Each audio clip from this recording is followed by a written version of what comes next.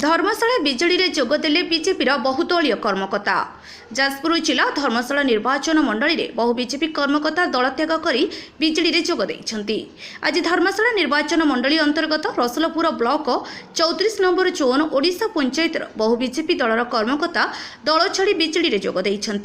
सेमाने मुख्यमंत्री श्रीजुक्त नवीन पट्टनायक नीति आदर्श लोकाभिमुखी योजना और विकासमूलक कार्यधारा अनुप्राणित होई बीजेडी जोगदेले बोली कहिसंती।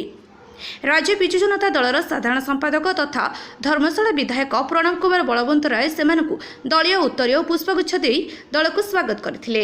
एहा द्वारा बीजेडी दल आहुरी मजबूत हेबो बोली विधायक बलवंतराय कहिथिले।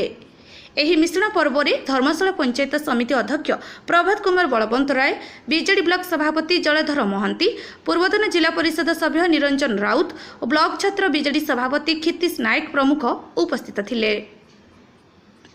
जाजपुर जिला प्रतिनिधि शत्रुघ्न राउलଙ୍କ रिपोर्ट अपराह्न लाइव।